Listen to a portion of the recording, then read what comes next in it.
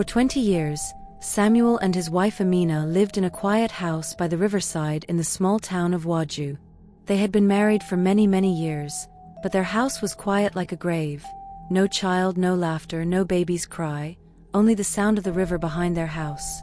Every morning, when the sun was still small in the sky, Amina would walk to the river slowly. She would kneel down, touch her stomach gently, and whisper, "O gods of the land, give me one child before I die." She said it like a song, the same way every day, rain or shine, cold or hot. Her voice was soft but full of pain. Samuel would sit behind her, quiet. He no longer begged. He just looked at her and sighed like a tired wind. People in the town started talking. Some would whisper, "Her womb is locked with padlock."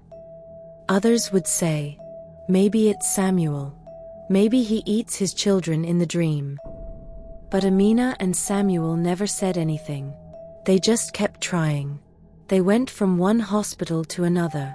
Doctors checked everything and shook their heads. Medically, nothing is wrong, they always said. Then they started visiting prayer houses. Prophets would pour oil on Amina's belly, press her forehead, and shout, "Fire! Receive your baby now." Until Amina fainted and fell on the floor like a dry plantain leaf. But nothing happened. Only headache and fainting. Next, they went to a native doctor. The man's beard was long like a mop, and his voice sounded like thunder. He gave them bitter herbs. This one opened a womb that was drier than breadfruit. "Drink it." Amina drank. Samuel drank. Their mouths twisted like bitter leaf. They believed him. But after 1 month, Amina's stomach was still flat like Riverstone. Still no child. Then they were told to bathe at midnight in the river. They carried calabashes, chanted strange words, even walked backwards. The moon just looked at them and said nothing. People told them to sow a seed. Samuel sold his only motorcycle, the one he used to carry firewood to the market. "God will see our sacrifice," he told his wife. Amina went on dry fasting, no food, no water, 14 days. Her lips cracked. Her hands shook. But she kept saying, "Maybe God wants more pain." Year after year, the pain grew like grass in the rainy season. One day, in their 15th year of marriage, they met a man of God. His robe was long. He looked at Amina and said, "The only way you can carry a baby is if you sleep with me. It is a spiritual covenant." Amina's eyes opened wide. She dropped to the floor and cried like a child. "No, I cannot. I will not." That night, she held Samuel and wept. They didn't speak. They just sat by the river, listening to the frogs sing. From that day, they stopped visiting people. By morning, they packed their things and moved away, far from people, far from noise. They built a small house beside the river. No more hospitals. No more prophets. No more shouting. Just silence. Just waiting. That's where they stayed, quiet, just the two of them. No laughter. No visitors. Only hope and the sound of water flowing like time. In the town of Aminu, there was a girl called Zanab. Her skin was bright like morning sun.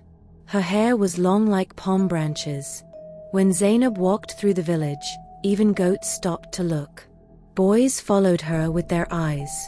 Men whispered to themselves. Her friends always said, "Zanab, you are too fine, ah. If I had your face, I will marry a governor." Even strangers in the market would say, "This one is not a village girl. She looks like city money." Her parents loved her. Her mother cooked for her. Her father bought everything she needed. But Zanab didn't feel it. They would tell her, "Zanab, sweep the compound. Zanab, go and fetch water. Zanab, wash the plates." She would hiss and say, "Am I a house girl? Why are they treating me like a slave?" She wanted freedom. She wanted to dress how she liked, do what she wanted. go where she wished. But at home, there were rules. One evening, her parents sat talking. They said something simple. Our daughter. But that small word entered Zanab's heart like a thorn. Her face changed. That night, when everyone was asleep, she quietly packed her things, a small bag, some clothes, her mirror, and her cream. She left a short note by the door. I've gone to find a better life. Don't look for me. Then she left. Just like that. The cock had not even crowed when her parents woke up and found the letter. They shouted. They cried. They ran from street to street, calling her name. Zanab. Zanab. Come back. But it was too late. She was gone like smoke in the wind. Zanab followed the road until her feet ached, but she didn't stop. At last, she reached a new town. She didn't know anybody there, but that didn't matter. Her face did the talking. Her beauty was loud, loud like a drum. Her shape made people turn twice. Her walk was like music. When she smiled, men's eyes followed her like flies chasing honey. Women whispered, "Who is this one?" But they couldn't stop looking. She found a place to stay, a small room but clean. She bought new clothes, short skirts that danced with the wind, tight gowns that showed her shape. She painted her lips. She did her hair. She wore perfume that filled the air like flower scent. And best of all, nobody told her what to do. No one said, "Sweep here." No one said, "Cover your body." She slept when she wanted. She woke when she liked. She laughed every day. She made new friends, girls like her who loved enjoyment. They painted nails, danced to loud music, and took pictures by the roadside. "Now I'm free," Zanab said one evening, looking at her reflection in a car window. But one day, as she passed by a big house, a man in white cloth and gold chain saw her. His eyes followed her like a hawk. His name was Chief Bellow.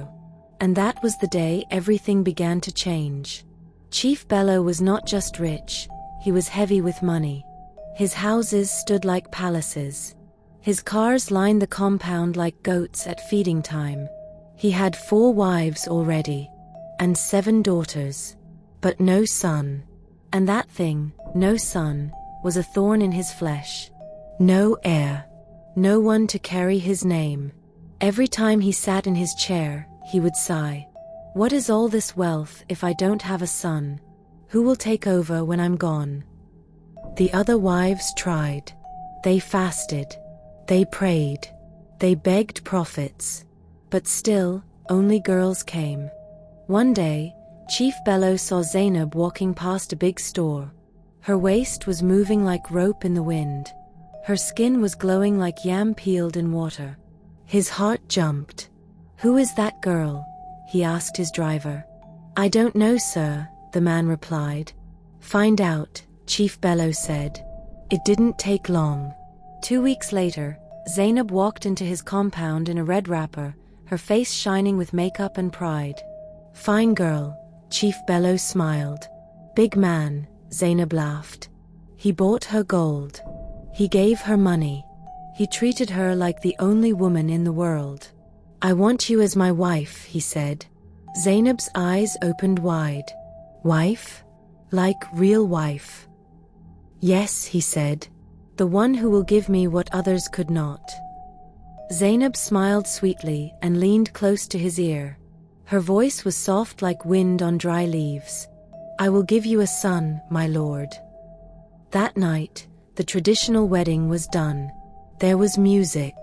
There was dancing. People came with gifts. The compound was full. When she entered his house, the other wives looked at her and kept quiet. They saw how the chief treated her. They saw how he laughed only with her. Even the servants changed. Her bed sheets were changed every day. Her room smelled of rose water and respect. Chief Bellow touched her stomach every morning. "My queen," he would say, "my son is coming." And just like that, Zanab became number one. One early morning, before the birds began to sing, Zanab woke up and ran to the toilet. She vomited 3 times. Her legs were shaking. Her heart was dancing. She held her stomach and smiled. It has happened. The maids ran to call Chief Bellow. Sir, Madam is not feeling well. He jumped from his bed like a boy. What is wrong with her? What does she need? But when the doctor came and checked her, he smiled and said, Congratulations, sir. She is carrying a baby. Chief Bellow shouted, Ha! My son is coming. He clapped his hands and danced in the compound. Call the drummers. Call the cooks. Let this house know joy today. From that day, the compound changed like harmattan turning to rain. Zanab no longer walked, she was carried. Her food was cooked fresh every 2 hours, chicken pepper soup, pineapple water, soft yam with palm oil. Anything she wanted, she got. Her room was swept 3 times a day. Her bed sheets smelled like flowers. Even her bath water was warm and full of scent. The other wives watched from the side, their eyes cold, their smiles fake. They gathered in the corner, whispering with bitterness in their throats. So it is now she will take all the chief's love because of pregnancy? Let us see what she will bring out. But Zanab didn't care. Every time Chief Bellow touched her stomach, she smiled. My son is kicking, she would say. And the chief would close his eyes, nodding slowly.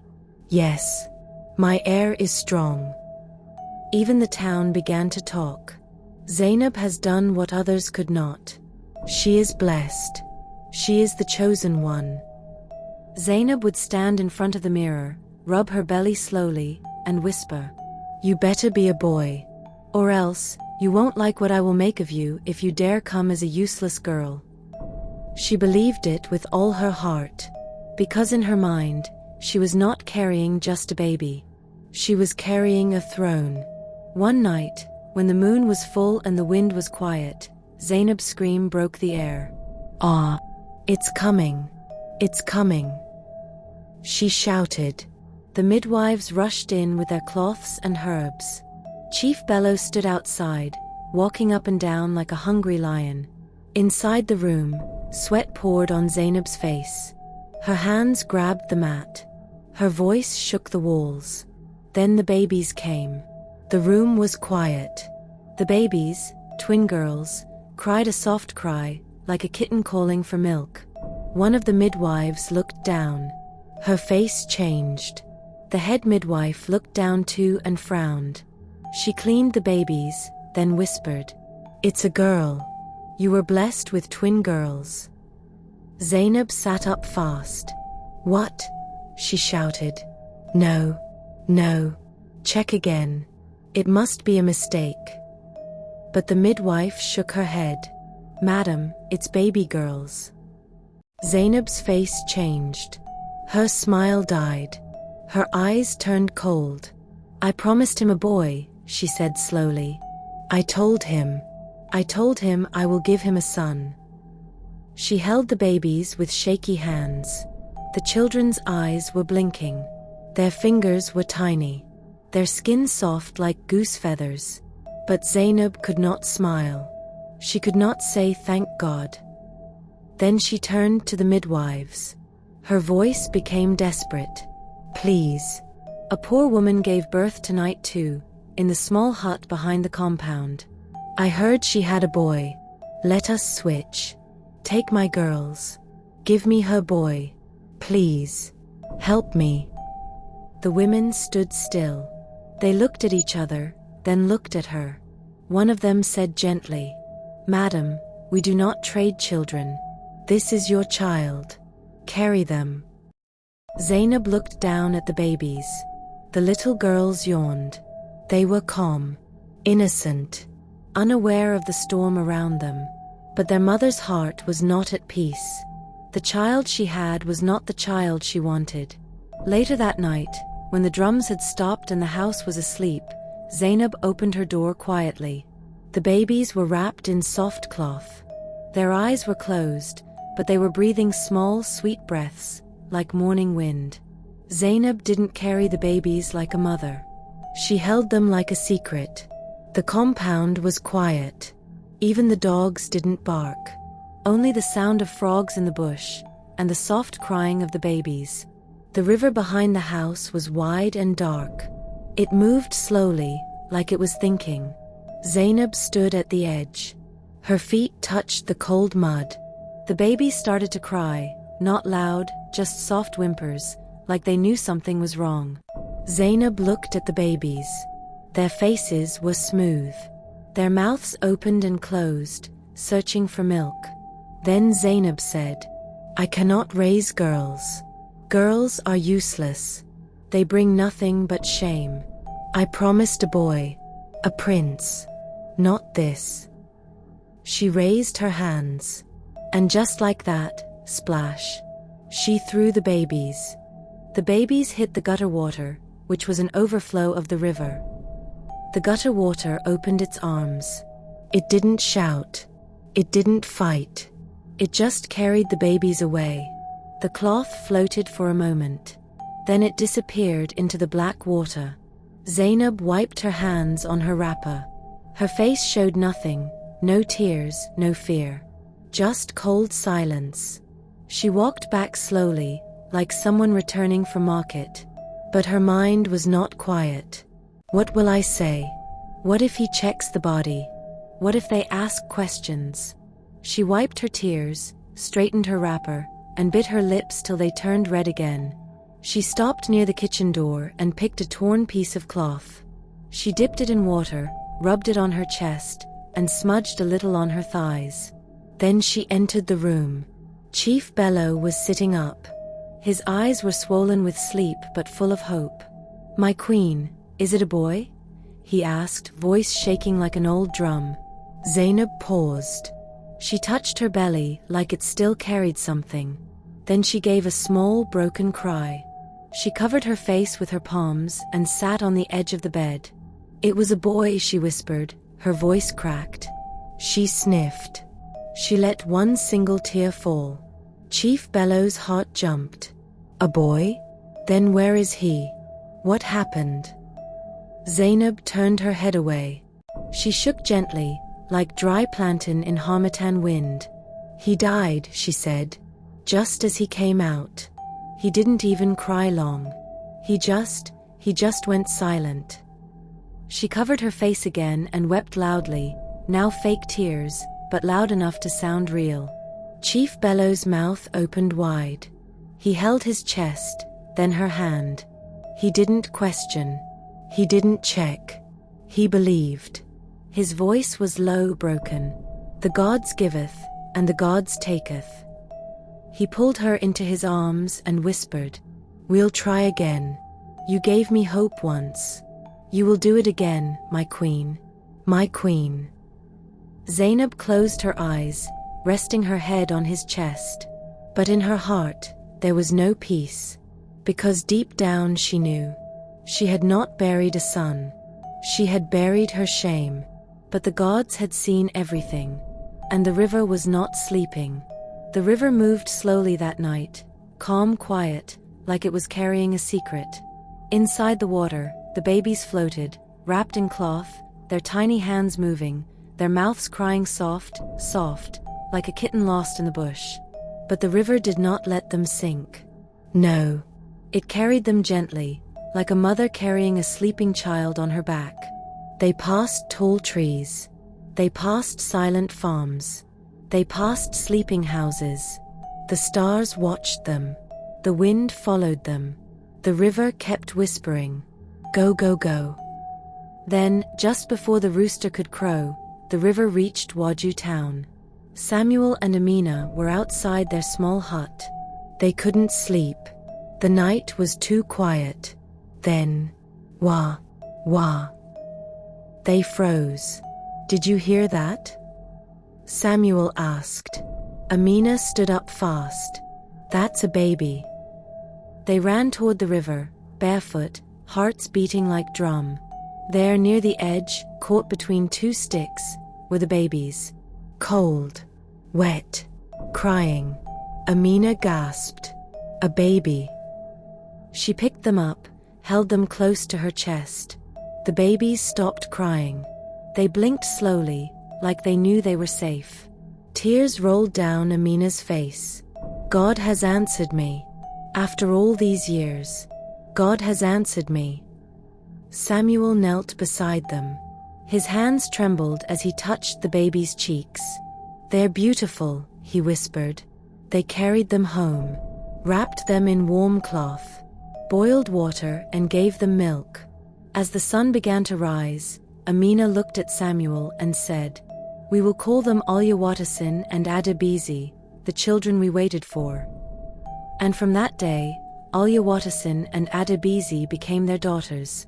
The river had taken them once, but now they belonged to love. Years passed like water flowing gently in a calm stream.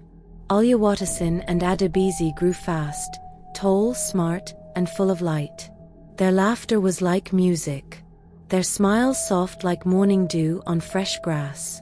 Samuel and Amina raised them with love, real love, the kind that wraps around you like a warm wrapper on a cold night.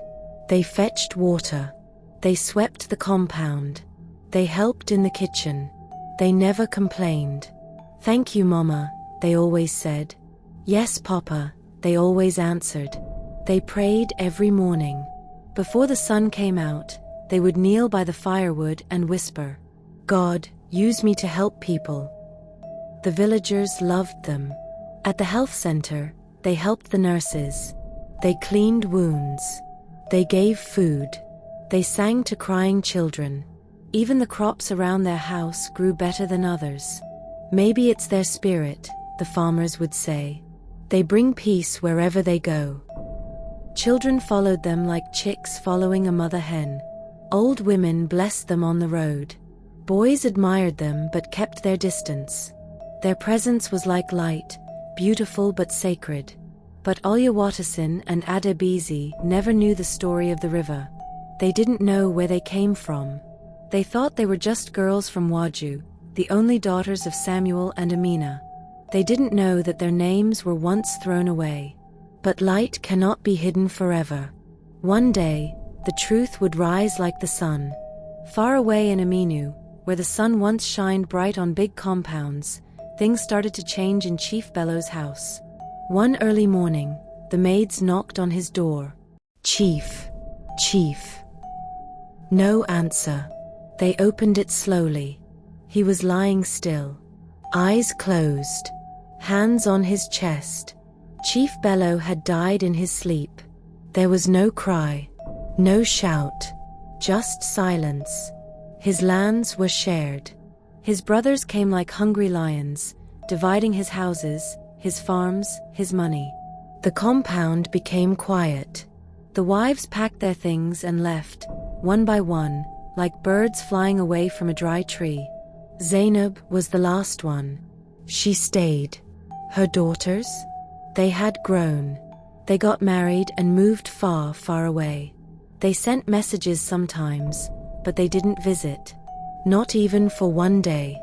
Zanab sat in the big house alone. The same house that once shook with laughter and pride, now silence. Dust covered the chairs. Cobwebs danced on the ceiling. The mirrors lost their shine. Then strange things started. At night, when the moon was full, she would hear it.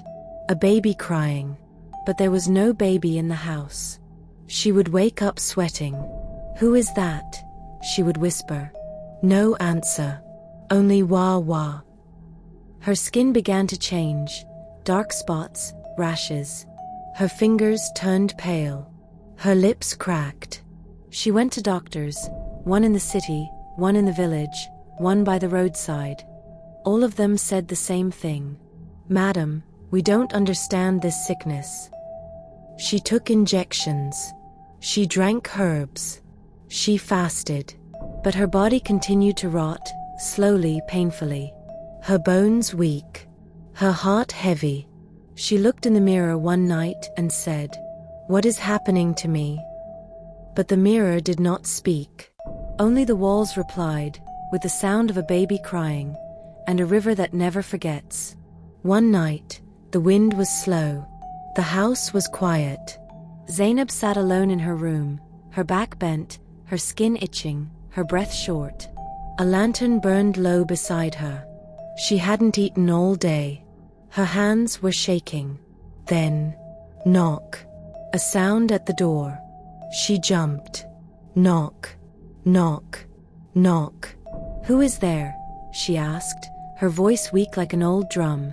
No answer. She opened the door slowly. There stood a woman. Her wrapper was white. Her eyes sharp like blade. Her feet had no dust, even though the road was dry. She looked like someone who came from nowhere. The woman spoke. Her voice was not loud, but it filled the air. "You are dying." Zainab's knees became soft. "What? Who are you? What do you mean?" she asked. The woman stepped forward. "The river remembers. What you threw away is still alive, and they are the only ones who can save you." Zainab's mouth opened, but words refused to come. "You have until the next new moon," the woman continued. "If they do not bless you, you will die." Then, just like that, she turned and walked away into the dark. Zainab rushed out to follow her. "Wait, please. Who are you?" she cried. But there was nothing. No footsteps. No sound. No shadow. Only the night. Only the silence. Only the river whispering softly in the distance. "Find them before it is too late."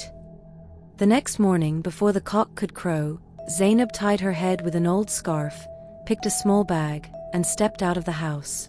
Inside the bag was the only thing she kept from that night: the small charm bracelet the babies wore on their ankles, the one tied with red thread and tiny cowries. Her face was tired. Her skin was dry. Her body was weak. But her heart was racing. "I must find them," she whispered. "I must live." She started walking. 1 town, 2 towns, 3. She knocked on doors. "Please, do you know of 2 girls who came from the river? Do you know this bracelet?" Some slammed the door. Some chased her away like a madwoman. One man even threw water on her, shouting, "Go away, witch." She fainted on the roadside once. Then again. Then a 3rd time. Strangers gave her water. A kind woman gave her bread. But her body was no longer strong. Her feet swelled like yam in fire. Her eyes turned red like hot charcoal. Her breath became short. But she kept going. She walked through rain. She walked through sun. She walked through bush paths and dry roads. Her slippers tore. Her voice cracked. Every night, she counted the days with stones. 1, 2, 3. Then, with 6 days left to the new moon, she arrived at Waju town. As she entered, the breeze touched her skin. The river nearby hummed softly, like it was waiting. She looked around slowly and whispered with trembling lips, "This place feels familiar." But the river said nothing. It only flowed, watching, waiting. That afternoon, Waju town was full of noise and joy. The village square was alive, drums beating, people dancing, women ululating. Children ran in circles. Banners flew in the air. People clapped and shouted, "Olyawatasin and Adabizi." They had been accepted to study medicine in Lagos. The whole town was proud. The girls they all loved. The girls of light. The girls from the river. They stood in the middle, smiling, their hair packed in neat braids, their white gowns shining like morning. Their anklets moved as they danced, the small charm bracelets tied long ago with red thread and cowries. They jingled softly. Zainab had just entered the square, her body dusty, her wrapper torn, her lips dry like cracked earth. She looked up, and her eyes saw the bracelets. Her mouth opened wide. Her legs shook. Her chest beat like drum in the rain. No, it cannot be. It cannot. Then her knees gave way. She fell down hard. Her hands hit the ground. Her head bowed, but she didn't stop. She began to crawl. People turned and stared. Who is this woman? Where did she come from? Is she mad? But Zanab didn't care. She pointed at Oluwatosin and Adebisi, her voice trembling like wind in old leaves. My children, my daughters, please, I am dying. Oluwatosin and Adebisi stopped dancing. They turned slowly. Their smiles faded. Their eyes met the woman on the ground. And for the first time, their hearts felt something they could not name. The music stopped. The drums went silent. Even the birds paused in the trees. All eyes were on the woman crawling on the ground. Zanab. Her wrapper was soaked with dust. Her face full of tears. Her hand shaking as she reached toward Oluwatosin and Adebisi. They stood still, their eyes wide, their hearts beating like thunder. Then Zanab began to speak. Her voice cracked like dry wood in fire. I gave birth many years ago. I promised him a son. Her chest heaved. The crowd leaned closer. But it was twin girls. And I walked to the river, and I threw them in. Gasps filled the air. A woman covered her mouth. A man stepped back slowly. You are the ones, Zanab whispered. You were those babies. The river didn't kill you. It gave you to another. You lived. You became light. And I. She broke into tears. I am dying. They said only your blessings can save me. Please. Please. Before the new moon. I don't want to die. The village square was quiet like a graveyard. Nobody moved. Behind Oluwatosin and Adebisi, Samuel and Amina were standing, their faces calm but strong. A woman stepped forward quickly, trying to shield Oluwatosin. Don't go near her. This woman is wicked, she said. But Amina raised her hand slowly and nodded gently, the way a mother nods when a child must face something only she can answer. Oluwatosin and Adebisi looked at the woman on the ground, and their eyes began to fill with tears. The air was heavy. Even the wind stood still. Oluwatosin and Adebisi walked slowly toward the woman on the ground. Her eyes were wet. Her hands shook. Her lips pressed tight, like she was holding back a storm. They stopped in front of Zanab, and in a voice soft but strong, Oluwatosin said, You tried to end us. Zanab raised her head. Her mouth trembled. Her face covered in dust and tears. But God preserved us, Adebisi continued. The villagers watched, frozen. No one spoke. No one moved. Zanab cried louder, like a baby begging for breast. Please. Just bless me. I don't want to die. Oluwatosin and Adebisi bent down slowly. They placed their hands on Zanab's head, their fingers gentle, their eyes full. We forgive you, they said, their voices breaking like cracked glass. Let heaven hear it. Let the earth witness it. Then they stood up. They looked at the river in the distance and whispered, But your peace is not from us alone. Go and ask the river if it has also forgiven you. The wind returned, and as Zanab knelt there, her shoulders stopped shaking. Her breathing slowed. Her skin, once pale and dying, began to warm. Color returned to her cheeks. Her hands stopped trembling. She looked up at Oluwatosin and Adebisi with tears of peace. But they turned around and walked away. They had given their blessing, but not their heart. They did not smile. They did not look back. Because some wounds only God can heal. Moral lesson. The children you throw away may become the ones to save your life. Life does not forget. Forgiveness heals, but it cannot clean the memory of wickedness. If you enjoyed this story, please give it a thumbs up and subscribe to our channel for more interesting stories.